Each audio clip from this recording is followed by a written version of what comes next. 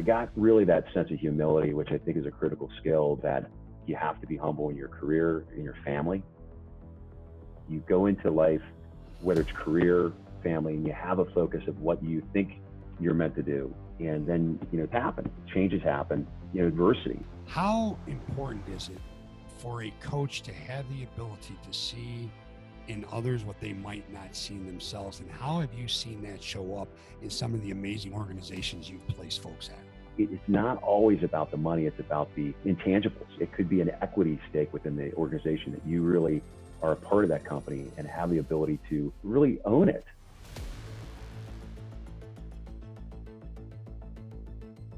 Jon, thank you so much for joining us today on the Athletics of Business podcast.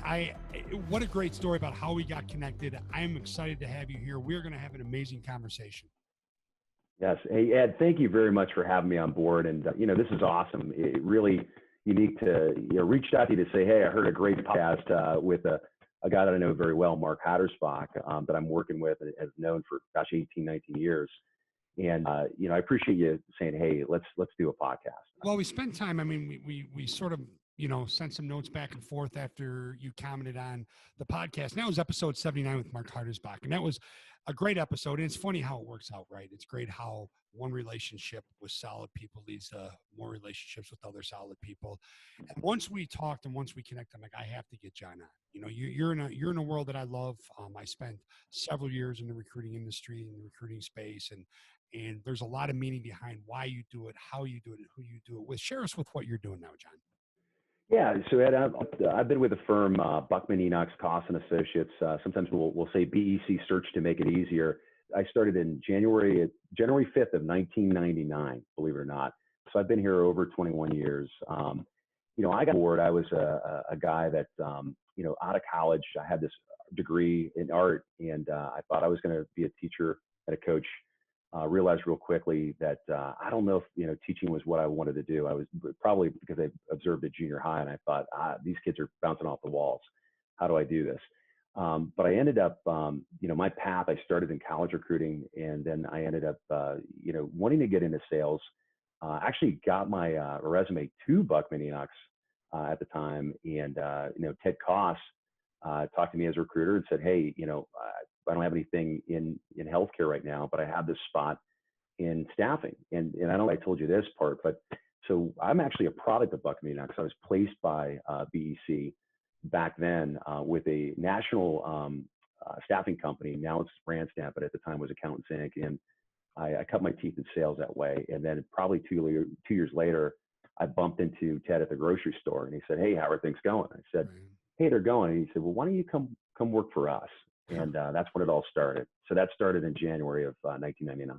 That's phenomenal. Tell us a little bit about your group and what you do and who you do it with. Great. Got it. BEC, we are founded, way back. Our focus is really pharmaceutical, medical device, and also medical diagnostics. We deal with biotechs. Another person you've had on, Jason Bay, we've known Jason for many years. He works with one of my colleagues, Kirsten Siegel, and Jason's a phenomenal guy, and I've had a chance to talk with him over the years as well. But we place high-level, talent. I mean, anywhere from a frontline rep, that's out there on the street working for a top pharmaceutical company or medical device company, and they're, folks that are out there every day talking to the end users. So they're dealing with the physicians. We work with companies like ACADIA, that I'm working with right now on an expansion for leadership. We were brought in really solely to help out with the leadership, the front line, as well as the second line. So you have the first and second line that we deal with.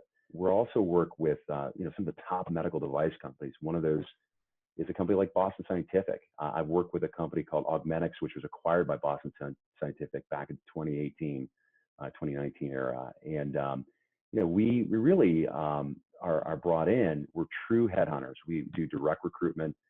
We find talent that typically these folks that are out there, we're calling up out of the blue. They're not actively looking. A lot of them are passively looking. That's the kind of the what we say.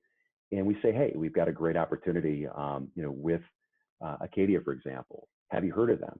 No. Well, let me hear more, and really pitch that, and really have the ability to change people's lives. And that's one of the things I think early on when I was a young recruiter, I was chasing the money, making deals.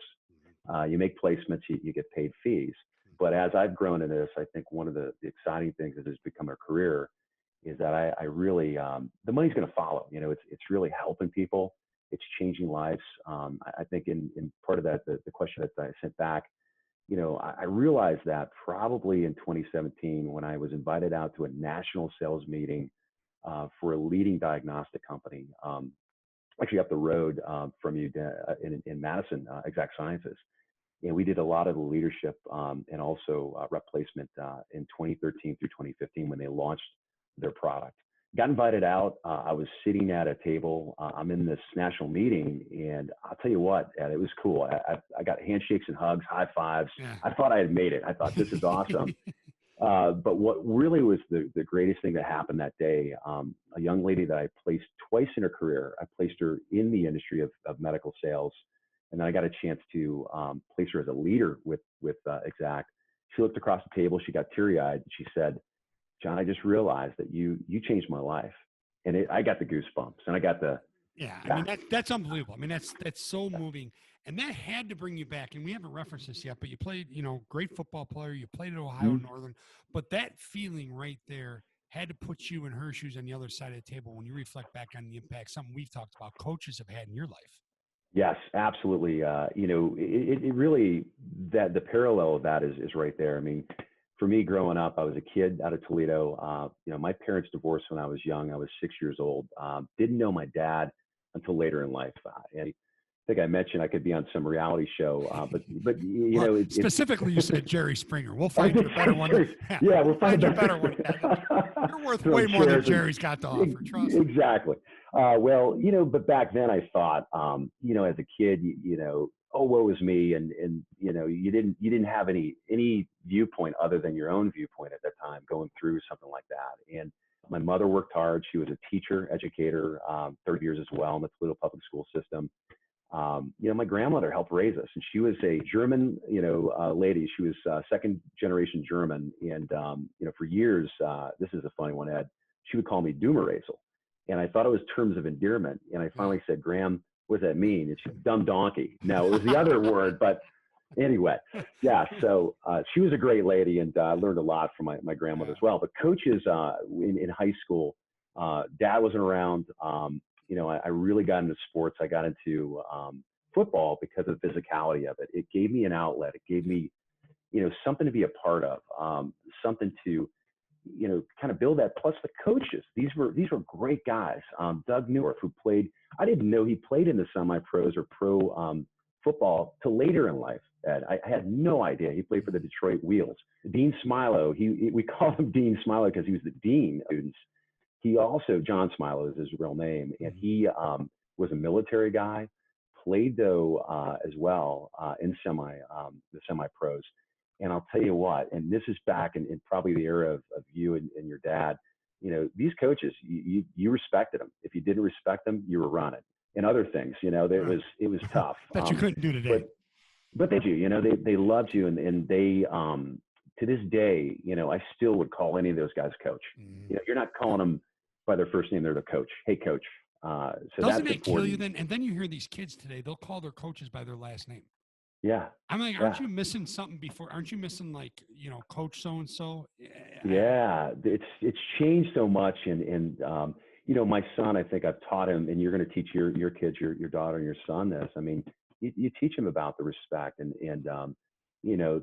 working hard and all the values of sports. Listening to your podcast that your dad did, that was phenomenal to hear about the Catholic League. And, I grew up in the south side of Toledo, a little different than Chicago South probably, but, South Toledo was really, is probably middle class.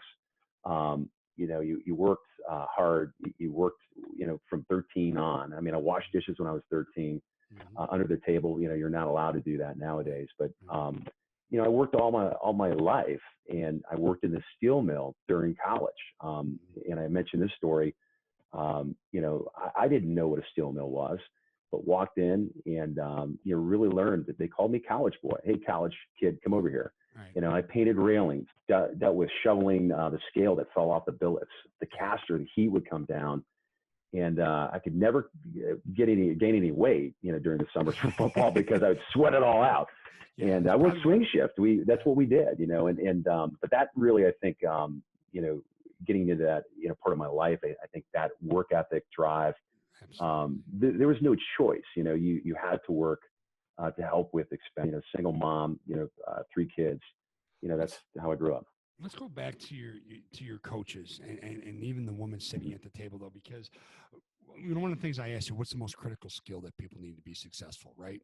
And you mentioned humility, and you mentioned your coaches. Yeah.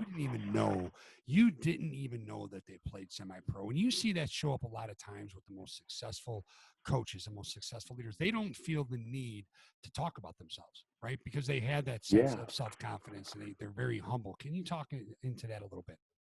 Yeah, I think, you know, reflecting back in kind of these thought-provoking questions that you have, sense of humility is a critical skill. I think one of the things I learned very early on is you know, I thought I was the big shot. I was the kid in high school. You know, at the time, I think back then, 6'3", you know, 200 pounds or whatever I was, you know, that was a big kid for, you know, in the late 80s. And I excelled. I did very well. I was a co-captain. You know, I remember my colleague, my co-captain, Tony Corey, he ended up playing baseball for Ohio State. And to this day, I mean, he's a very successful medical sales rep for one of the top orthopedic instrument companies out there. These are people that you surround yourself with. But, you know, the humility part came in more than likely it was when I went to college. I got recruited by a couple different Division III, Division II. I knew that if I was going to go D1, I probably would have to walk on like University of Toledo or Bowling Green. I wanted to play, and I thought, hey, the best way to play, you know, is get a chance to play more would go to a D3 program. And looked at a bunch, but I got recruited by Ohio Northern University. And Tom Kaskowski was my head coach. Dwight Montgomery, actually, I don't have him on that. I didn't write that down, but Dwight, who's now a very successful businessman here in Columbus, came to my high school. You know, came to my high school. I think I showed up and talked to me. I had an admissions counselor too that made a big impact in my life, and I'll tell you about that. I didn't write that in, but it was Mayor Darren Scott. Darren Scott was the admissions counselor from Ohio Northern. He was a 2 or 3 time All-American wrestler. And, you know, he came, I was so impacted by him. I thought, I'm going to check this school out. Got recruited, did the overnight visit. And, you know, Tom Kaskowski was definitely an influence. Coach Mike Meyer was an influence. He came from a long family of coaches in Greencastle, Indiana. I don't know if you know the Meyer family. DePaul, I think, is you know, where his dad coached. So went and really immediately knew that this is the place I want to go to school. Got on board. Tom Kaskowski actually, and I think I mentioned this, created the pistol offense. You know, it was called different things, but he's known for that, the pistol one offense. And anyway, the humility came. I got to camp and realized, you know, here I am, co-captain, big deal in Toledo. You get to college, and you know this, and everybody is bigger, faster, stronger. And I was behind a kid named Scott Hardings. Scott was a defensive end. I got recruited to be a defensive end. I thought that's what I'm going to play, as a defensive end. I was a guard and defensive end in high school. He was 6'5". He came from St. Henry, and you know, St. Henry, they grow them big, and that's where, if you think Bobby Hoying, you know, Jim Lachey, but also his brother, Jeff Hardings, played in the pros. Jeff Hardings was a first-round draft pick for the NFL back in '96, and I think he weighed 280, 290, something like that. Wow. So anyway, you know, I got really that sense of humility, which I think is a critical skill, that you have to be humble. I think you have to be humble in your career, in your family. You know, I think I was frustrated. And I wasn't, whatever I tried to do, I couldn't gain the weight. I was fast. I was, you know, worked out all the time in the weight room. And I thought, I'm just going to outwork, you know, everybody. And I did do that to an extent. But then one of the things that happened, you know, I had an emotional problem with one of my coaches. Coach Ponks, Rick Ponks, who's been a high school, coach in the Chicagoland market. Mhm. And he said, John, he said, hey, you'd be better suited, maybe in a different role. And I think that's part of life too. You go into life, whether it's career, family, and you have a focus of what you think you're meant to do. And then, it happens, changes happen, adversity. And that's kind of what we're going through right now with, the pandemic. Obviously, we're going through that, and how you pivot to that, how you react. And so during that time, they said, hey, Denny, we want you to move you over to offense Mhm. and be a flanker. And I said, a Love it. flanker? What the heck's a Love it. flanker? Yes. Yeah. And, had no idea what a flanker was. I didn't even know how to position my feet or even stand. But it was a wide receiver at the time in our offense. Really what it was like a tight end. I was put in not to catch passes, which I thought I was going to do, but to block and basically on sweeps, crack back on the linebacker. And I'll tell you what, Ed, it was one of the most fun positions that I've ever did in a role. At the time, these linebackers are coming out, the plays, they're following the play.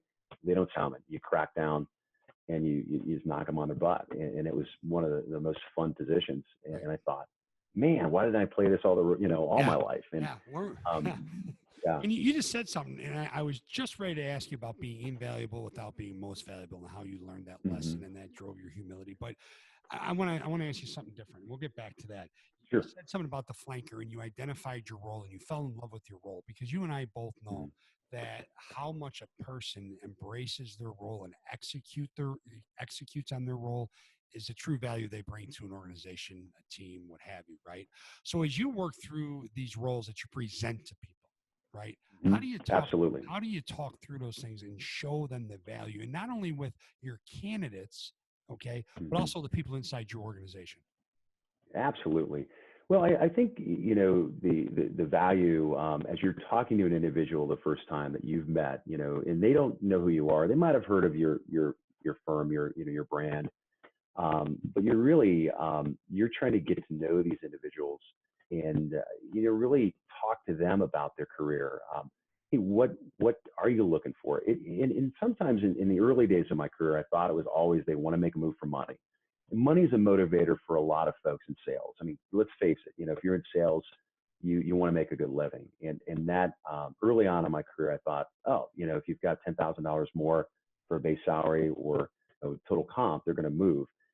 That's not what really motivates people. I learned really there's a lot of factors. They want to be a part of a team, of a culture.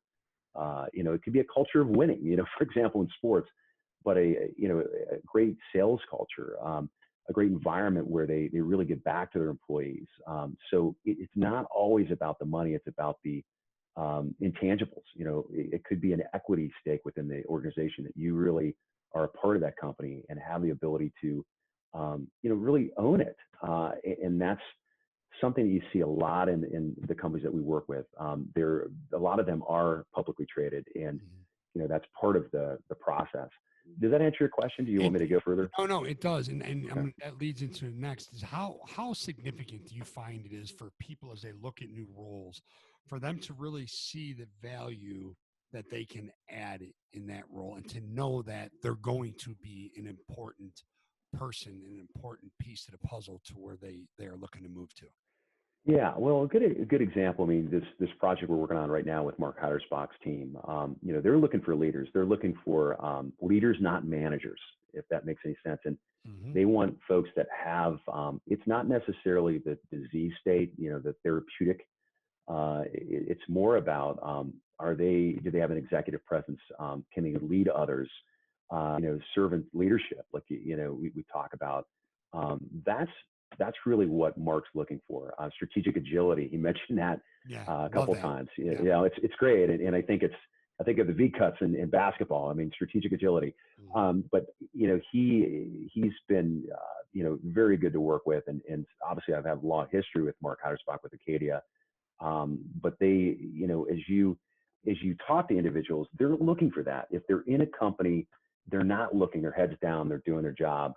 You let them know about an opportunity. What I've found, it's not just the part, it's, the ability they can come over and build something, create something, lead others. That's what these folks are looking for right now.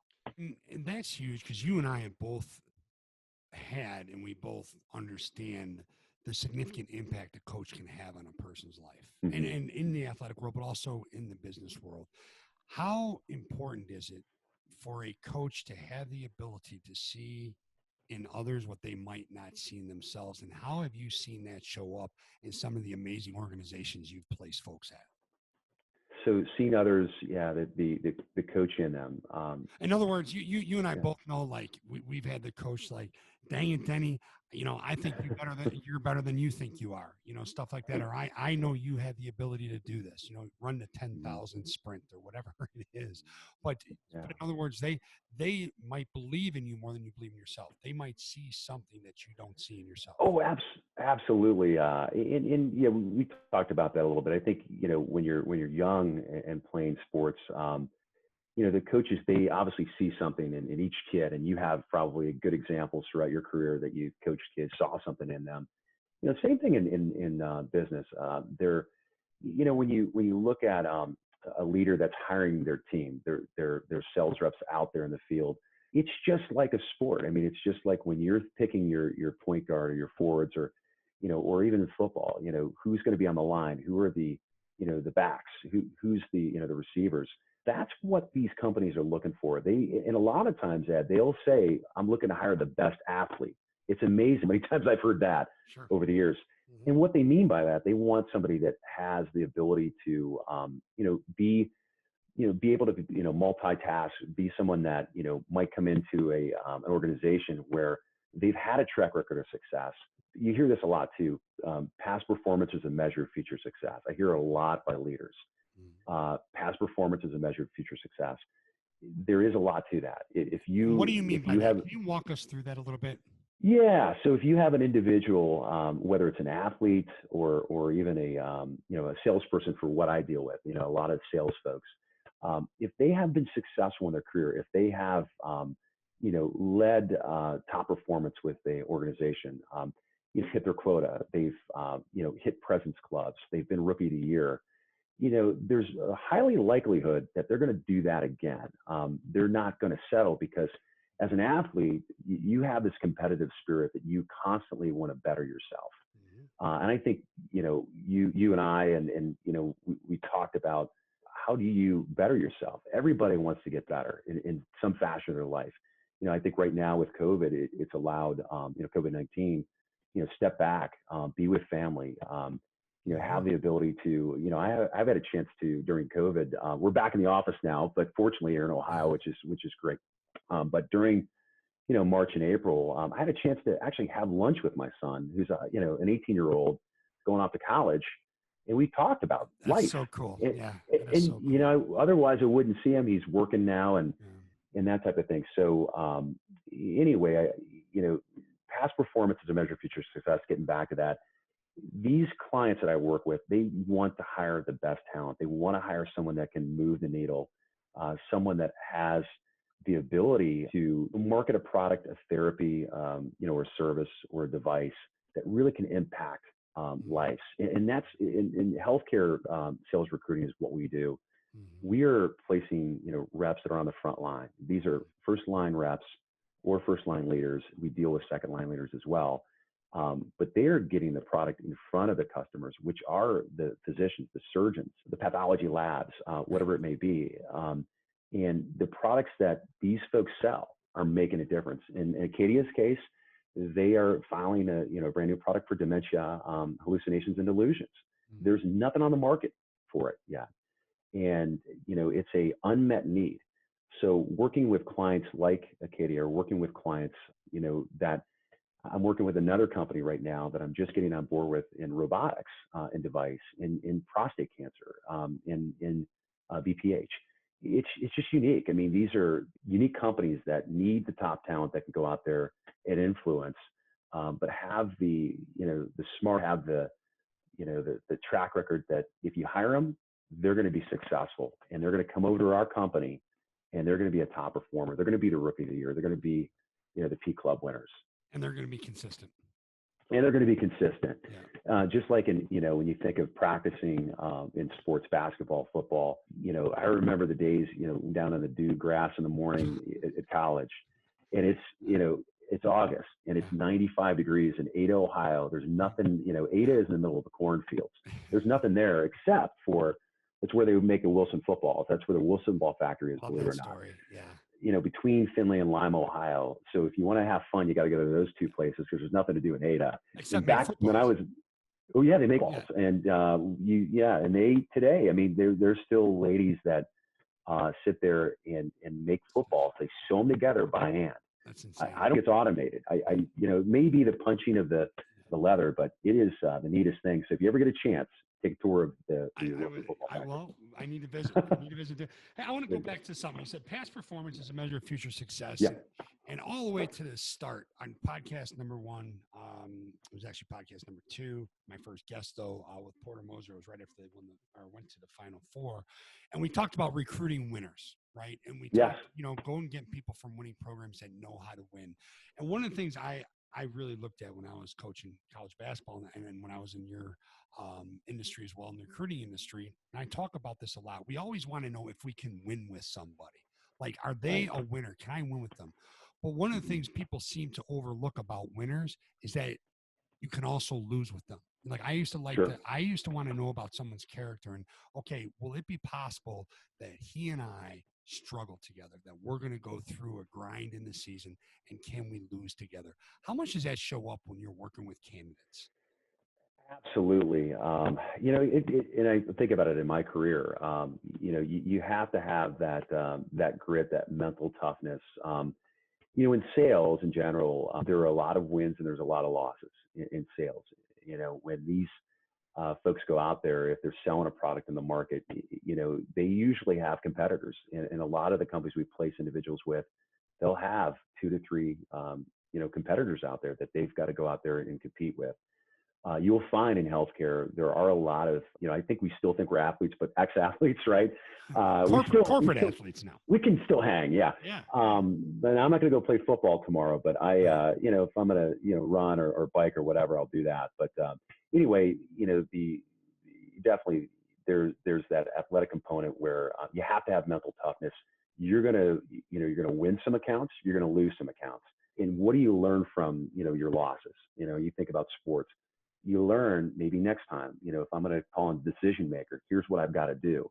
I've got to, maybe my approach is wrong. I'm a little bit aggressive. Maybe I got to pull back. Maybe, the person at the front desk, get to know them, a little bit more.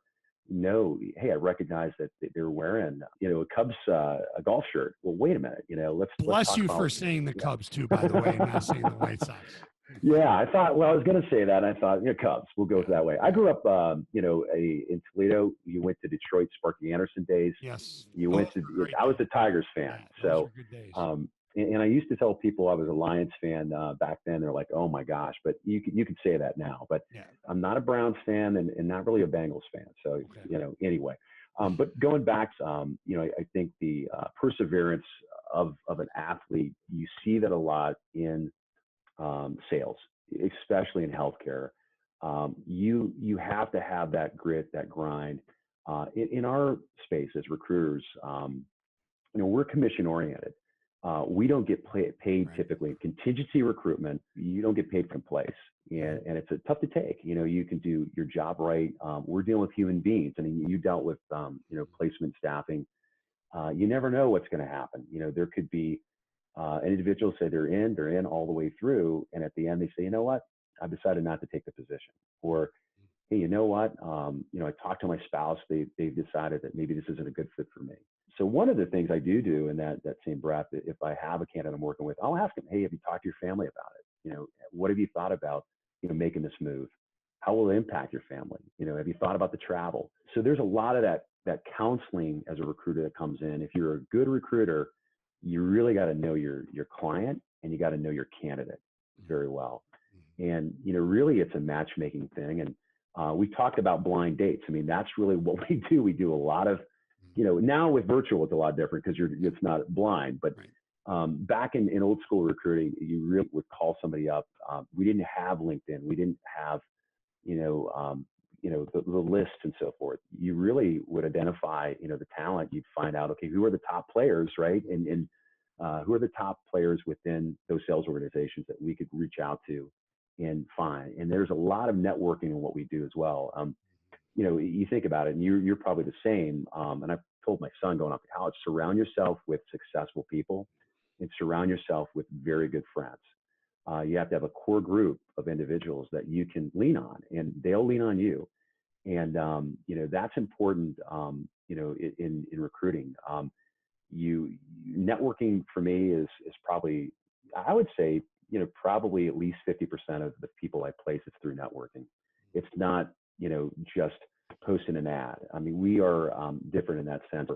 We're traditional in a way that we will reach out as direct recruiters. We work with companies, from, some of the top medical device companies, like I mentioned, to, the top pharma. And then we work with companies that nobody's ever heard of. There's a company out there that deals with epilepsy, and we helped launch their first sales force. I've watched their stock grow, and it's been a lot of fun. It's got to be pretty rewarding too, I imagine. Yeah, and I saw that one of the individuals I work with, a leader, just got a spot promoted up to a second line leader, and I just I pinged him on LinkedIn. I said, hey, Jordan, it's great to hear about your congrats, success getting promoted. And he wrote back something, and I saw it. I didn't read it thorough because I wanted to hop on this cast with you, but he said, you made an impact with my team. That's it. Yeah. That's it right there. Isn't that? That is Touchdown. it. Yes. that is it right there. And so networking is a big piece of the puzzle for you. 50% of your placements are through networking, right? Yeah. You answer the phone, someone's going to tell you about someone. They're going to refer someone to. What are the things that you want to hear? What are the things that you're looking to hear about somebody? Yeah, if somebody's referring, especially a leader, for example, and what I'm doing right now, with a project that I have, I want to know, how do you know them? Did you work with them before? What can you say about their leadership? What can you say about their track record? How do you know them? And number one, that's usually the first thing that comes out of my mouth. Secondly, I will say, hey, is this somebody you could put me in contact with? Could you reach out to them and let them know that I'm looking to talk with them? And that normally gets the introduction, gets the start. And I'll tell you, it's so why I was impressed with what you do, Ed, is that, coming from being a coach, you're coaching, you're still coaching. So your dad did it for 42 years. You're still coaching, even though you may not be on the floor. That's what you're doing. And I think, athletics really, I look at it. One of the things I do a lot with prospective candidates, if I see that they've played a sport, I instantly have a connection with them. If it's, tennis or, something totally out of what I did, if it wasn't, I can relate. And I think relating with others is really important. For my business, throughout the years, it's made an impact. What drew me to come to Buckman Enochs Coss Associates, Ted Coss is a partner here. Steve Enochs is really the founder. Both of these gentlemen are like myself. They came from, blue collar mentality. Ted grew up in the Valley, the steel power plant. He worked at a power plant in the summer, coal for AEP. And, we have stories very similar. Steve worked in a steel mill in Indiana, is where he grew up. Went to Indiana, he was a Bobby Knight fan all the way through, man. These gentlemen I met, and I knew instantly that I want to be a part of this. And they've made an impact as mentors. They've been mentors for me as well. And I've seen the success that both of them have had. Steve, for sure. I mean, he started the business, back then with nothing, and built the business up. It's an environment that, I think I've excelled in, because these folks, we relate, and we are, I think we're athletes in what we do, and athletes in the business sense. We strive to do better. We strive to constantly improve, whether it's technology that we can use in recruiting, whether it's the ability to, take on projects where we can really, show our style and, influence on bringing in top talent. And I would treat it like in sports, when you're recruiting a top player, we're doing the same thing. We're trying to identify those best players to bring into a business, to work for somebody like a Jason Bay or a Mark Heidersbach. We're looking for that talent that they can make a difference in their culture, And it could be, as little as a culture thing. Or they really want that background because they don't have somebody with that skill set. They want to bring them onto their team. And a lot of coaches probably, and even leaders in healthcare, sales leaders, they want to hire diversity in their team. And that is skills. It's the ability to have people that are different than them that can bring some influence in. A lot of teams now that you see in healthcare, they're looking for that. They don't want to have everybody, cut out of the same cloth. They don't want to have everybody from the same company that comes over to their organization. They want to have different things involved. And I think what we're successful to do with our firm, with BEC or Buckman Enochs Coss Associates, we have a diversity in terms of how we recruit. We're not just pharmaceutical recruiters. We're not just medical device recruiters. We deal with all of that. So we have, I think, a little bit of a broader sense of talking to different folks in different industries, that in healthcare that really make us diverse in the type of individuals we can bring on board, for these organizations. And you just said something as we talk about diversity, and I was waiting to ask, how do you inside of your organization, and this is what championship teams do, this is what successful organizations do, how do you make each other better, right? Because like you said, you all do things in a different way in different spaces, so to speak. How do you complement each other and make each other better? We collaborate. It's funny, we all have an open door. There are many that I'll go to, Ted with an open door. I'll even talk to Greg Horak, who's on the team here, is managing, the associate recruiters.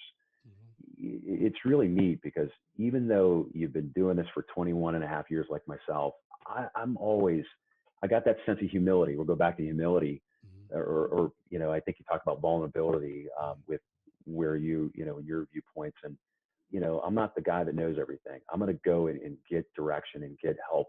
Hey, I've got this situation happen with a candidate. What do you think? What would you do in this situation? So we're very collaborative in that sense. And I think diversity, we do bring in, the ability to bring different candidates. I think one of the things, if you talk to Mark or Jason or any of the folks that I've worked with, I'm able to bring them candidates that they might not even think about, and actually say, hey, think about this. Here's why you want to talk to this individual. Hey, I know on paper, this is what their resume looks like, but here's what I found out about them. And a lot of times, and it goes back to the stories of maybe growing up, or, what did they persevere through, or what adversities did they have in their life that have made them who they are.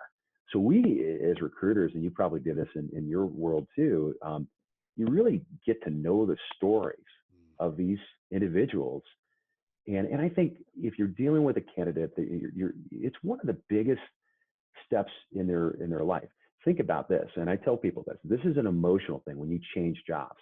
When you go on and make a move from a very stable environment, you could be a top medical company, and you make a move to a company. It's an emotional thing that when you're making that change, it's like getting married or having a kid. It's a pretty big deal, right? So there's a lot of an emotional thing that it's not just making a move. They have to think about that, making that move. Why do they want to do it?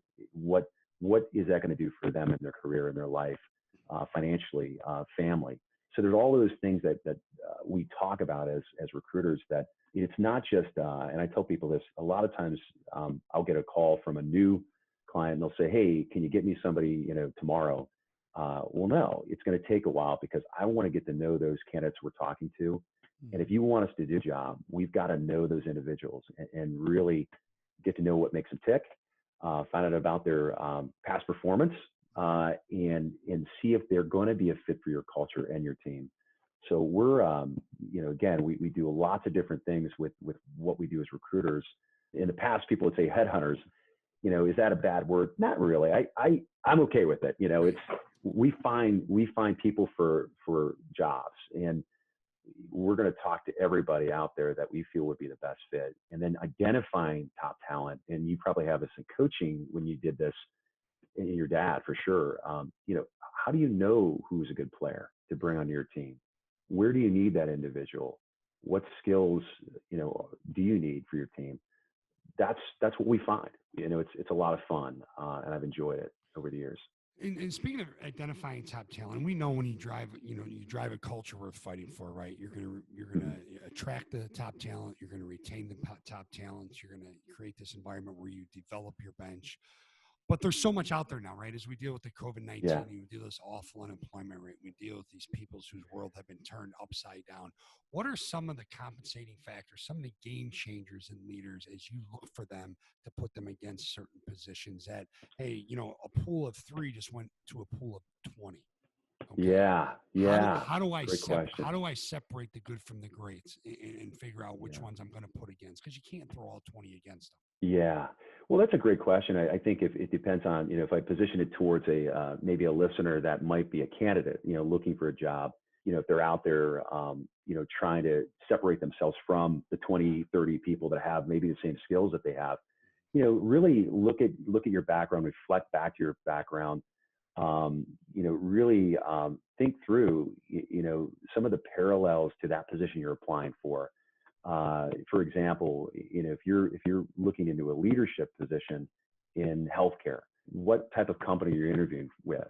Do you have, some experience that maybe that, it's not on the job description, but you have something to add value? For clients that we work with, a lot of times they want specific backgrounds. They want somebody with specialty, buy and bill experience in pharma. You always hear that. They want somebody that understands the access points within the pharmacies, within the hospital setting. Sometimes an individual, they don't really, once you're out, and a lot of what's happened too in healthcare, Ed, is some folks, it's the first time of their life, their career, they've found that they're downsized and they've never dealt with it before. It is a very, it's frustrating, but the emotion first is scary. It's anxious. And a lot of times I talk to folks, I say, look, think about your strengths, go through, do kind of a fact finding, get a piece of paper, and just like I tell anybody, pros and cons, what pros and cons do you have? Use that to separate yourself from an individual. What successes have you had? What areas of skills could you bring to that client? Think about really bragging about yourself for the first time. And that's in sales. There's a lot of guys and gals that, they're very competent. We're competent people, but you have to have the ability to brag in an interview about yourself in a good way that's showing your skill set, showing your value. And that's going to be important. Well, it's identifying the reality of who you are and what you've done and what you're capable of doing. And everything you speak to, right? Reflecting back, identifying your strengths, the pros and cons, and what have you. Earlier, we talked about, so to speak, watching your game film. It all speaks to self-awareness. Can you talk a little bit about how significant self-awareness, the level of self-awareness is for those folks that you put into leadership positions, and really for everybody, but let's speak specifically to those leadership positions. Absolutely. The big thing that's been the last probably 5 years and maybe longer, and you deal with it, is EQ, emotional intelligence. In sports growing up, you didn't know, it wasn't called EQ, right? It's the awareness, situational awareness, knowing, in sports, when the coach said, hey, you gotta do this way, and you didn't, you'd find out real quickly that you screwed up. And back in the day, I think they even kicked you right in the butt and said, hey, they were full, it wasn't like it is now. But in leaders, though, situational awareness is that, you have to find an individual that understands, that servant leadership. How did they get to be, the President's Club leader? When I talk to them and they tell me how they did it, and it's more about, we as a team did this. Again, this is a leader, not an individual contributor. We did this. We were able to accomplish this. I've had 3 or 4 individuals on my team. 2 went to President's Club trip. 2, one became Rookie of the Year.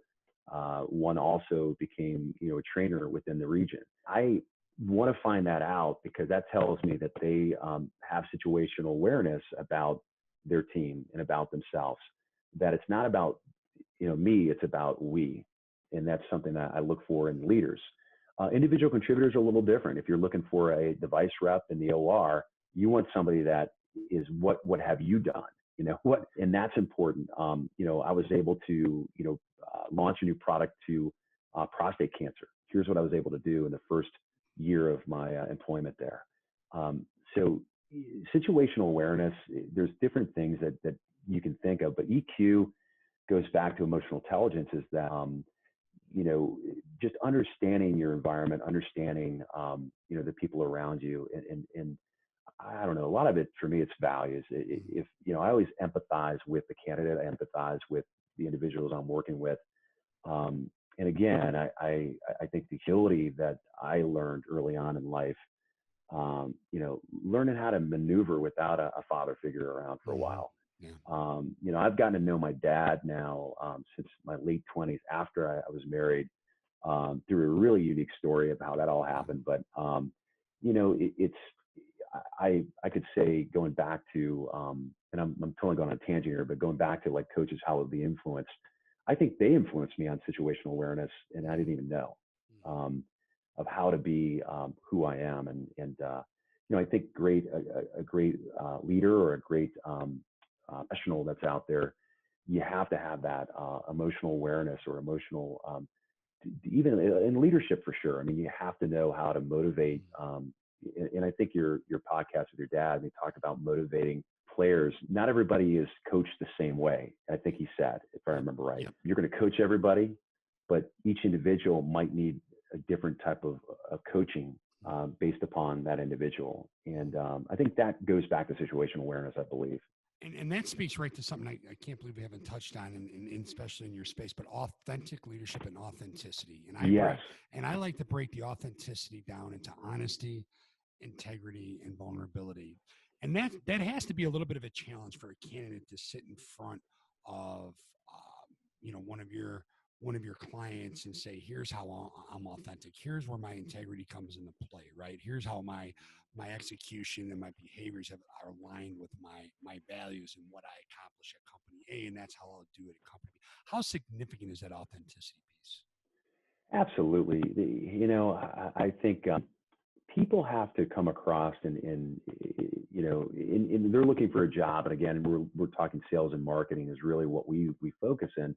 If they come across fake, or it's just, they're not going to get the job. They have to be authentic. That's what these leaders that I place individuals with want. They find people that are authentic in the way that they carry themselves, authentic in giving examples of successes they've had. That, being yourself and knowing where you came from. I go back to that too. I think for life, one of my goals is, I'm always going to know where I came from. And I know, the struggles in family growing up, and then, getting through sports and college. And, and there were times I wanted to quit, believe me. I think we all were there, but I persevered, and I think it's made me a better individual.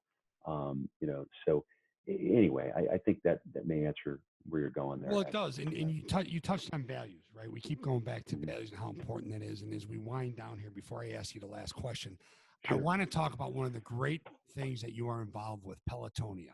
Can we talk? Yes. Share that with our listeners. Everything we're about to share is going to be in the show notes. The links, will have everything there. I will have your fundraising link in the show notes. Awesome. Yes, absolutely. That'll be there. But tell us the story behind this. Okay. Well, Pelotonia, it's something that here in Columbus started about 12 years ago. Here, probably like you, I know you're doing triathlons now and things like that you've been, involved with. I never was a bike guy. I thought, you got to wear those shorts, and I'm watching this, and I'm like, I don't know about this. Yeah. But as we've gotten, you get older in your life, and you get through, at least me, my son's now 18. I coached him early in his life through all different sports, even basketball, which is funny. And one of my good friends would give a story on that, Ed, of how I taught people to do a free throw. It was bad.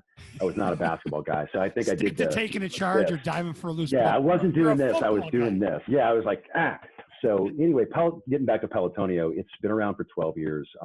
I had a chance to, one of the co-founders and really instrumental guys, I coached his son in lacrosse for the local rec program of lacrosse, because we were a lot of dads that didn't know lacrosse. Fortunately, we had a leader that played lacrosse at Ohio State, so it helped us. But they've raised, 2019, I think last year, they did 23 million. It raised for cancer research. As a whole, if you look at the 12 years, I think it's $208 million. And 100% of that goes towards cancer research. Yep. So the focus has been the James Cancer Center within, here at Ohio State University, the Wexner Center, Medical Center. Awesome. But it also, they've done a thing this year where they're going to separate some of this funding to go to COVID crisis, to pandemic. And it's such a unique thing. This year is my first year, but I'm riding with guys that have done this for 2 or 3 years. We're in a peloton. A peloton is where you see, if you're watching a race, you go back to the Tour de France. You see guys and they're positioning themselves, and why there's a team is because the person at the front is taking kind of the wind, and you get behind the guy, and that person's called a puller, and you learn this so the people behind you get their legs and so forth. So you work as a team.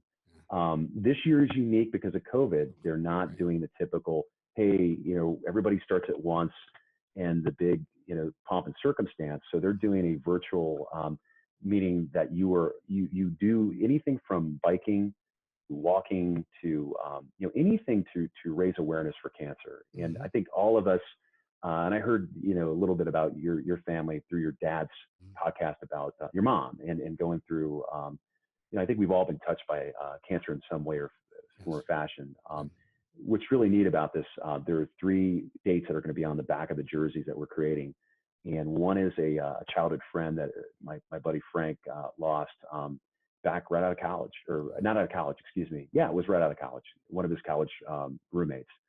And then the other is the the father of, the gentleman, the orthodontist that is leading the peloton. And then the third is my stepmom that passed, that I've gotten to know later in life through my dad. And in working in the industry too, we work with a lot of oncology companies that have products out there. I've worked in breast cancer. I've worked in ovarian, cervical cancer, in terms of working with companies that help that area. I wanted to be a part of it. I wanted to get on board. And we're going to do, I think, over 50 miles is our goal. We've already hit 40. We talked about being on the bike seat for that long. It is hard. You have the padded shorts though, right? I got the padded shorts now. I'm not, I'm not so macho that I can't do that, but it's important. And we're going to fundraise to, give that money. 100% of it goes towards, this foundation, this organization. We don't always timestamp podcasts, but we need to timestamp this one. What is the date of this that you'll be doing your Pelotonia ride?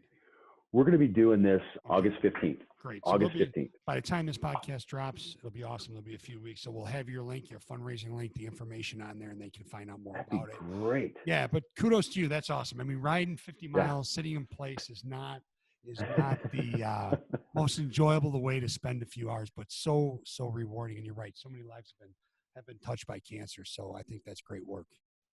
Absolutely. Yeah. And as we sit here and we start to wrap up, you and I talk about our kids a lot when we connected, and I have so many friends that reach out to me, knowing what I do and knowing what I've done, asking for advice. Kids are graduating from college, or kids just received their master's, or they're looking to make a career transition. They're in their mid to upper 20s. They're looking to make a move. What advice, as people begin to build their career, okay? Yes. What advice would you give them climbing? I don't want to say climbing the corporate ladder, because you and I have both identified there's different things that go into the meaning behind why they want to make a move. But could you give 3 or 4 bits of advice? Yeah, absolutely. Well, and it's neat. You said that there are a lot of young kids that I'm talking to that are coming out of college. A lot of times I'll get contacted by somebody, especially I've made a connection with lacrosse community. So I'll talk to athletes in lacrosse right now because my son's been involved with it. I was certified in U.S. lacrosse. Again, never thought. I wish lacrosse was around growing up. It's such a cool sport. Yeah, the offenses run like basketball. It's like soccer, football, and hockey. Kind of, it's such a neat sport. No, I've never seen it, but I heard indoor lacrosse is just brutal. I heard guys pound on each other. Yeah, it's box lacrosse. Yeah, box lacrosse. BOX lacrosse came from Canada, where in the winters, what they would do, they'd cover the ice and they'd have a bunch of hockey players playing lacrosse because lacrosse is big, big up there. And those are some of the most coveted players to get recruited. Like if you look at Ohio State's program in college lacrosse, a lot of Canadians play because of learning how to box. You have a smaller net. It is more physical. It's a smaller court or field in a sense. And my son did that. I mean, it was awesome. The kids that played box lacrosse in the spring lacrosse program, you can tell because they're more physical. They have the best stick skills and hand-eye coordination. It's amazing. I mean, the goal is probably 1/3 of what a lacrosse goal is in the field. It's amazing. And ironically, my son played goalie. He plays D, but he wanted to play goalie. He wore all these pads. You look like the Michelin Man, and you're stopping these. It's so different from outdoor. But anyway, yeah. I'm sorry, I took you off on a tangent there. That was my bad. But advice. What advice would you give? Oh, right, yeah. So anyway, the advice, I guess my tangent there, deal a lot with kids. I find out that I have a pull with athletes because of being an athlete. I look for that. One of the advice I would say for, let's say, a new grad, right now, you're in COVID-19. This is tough.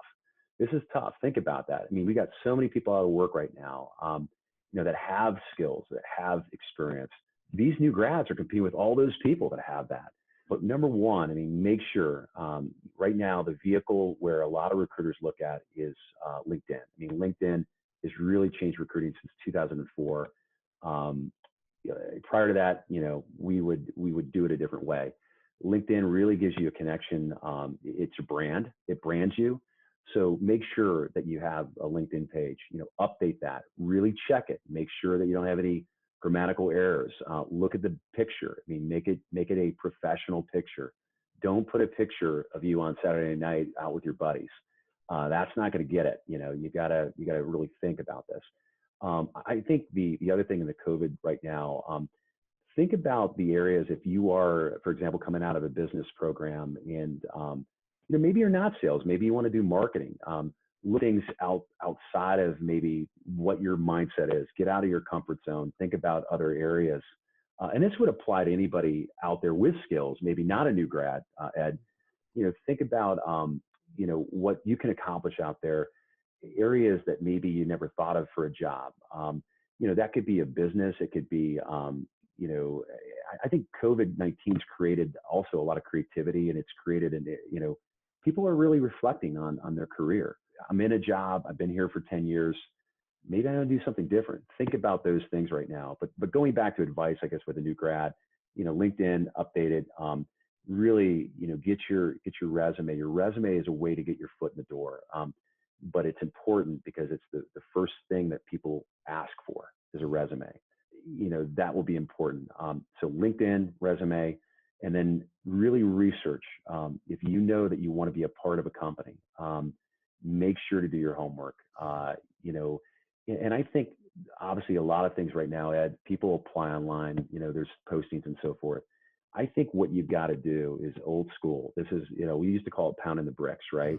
And you've got to find a connection in that company. If there's somebody that that works there, your father, your mom, your aunt, your sister, whoever, find a name, reach out to that person. LinkedIn makes it a little easier now. You can ping that person, make sure to introduce yourself, let them know what you're looking for. That can go a long way. And then I think, what we used to call it was informational interviews. Try to, if you know that you absolutely want to be in healthcare, for example, do some informational interviews, talk to folks out there.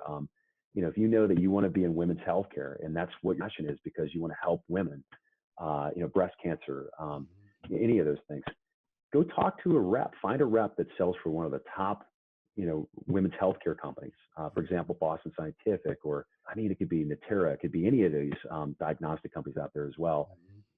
Let them know you're in, for example, in Chicago. Find out who the reps are in Chicago. Ping them, see if they'll meet you for a cup of coffee, virtually meet you. Now is what we're going to have to do, and really get to know what they do. Find out more, because a lot of times too, reps in the field, if they want to be in sales, they're getting a little bit of a kicker bonus to get somebody hired to their team. I compete against that, but you know, a lot of times you hear internal referrals, but I think that's a way for new grads or folks that want to change industries, really do your homework, know everything you can about that company, and also find out about the competitors. You know, just like you would taking it back to sports. You know, you want to know that team you're playing against, but you got to know your own team. And you got to know how it works and functions. So you as an individual have to know yourself and know your strengths and weaknesses, and then get to know those individuals out there with those companies that you want to be a part of.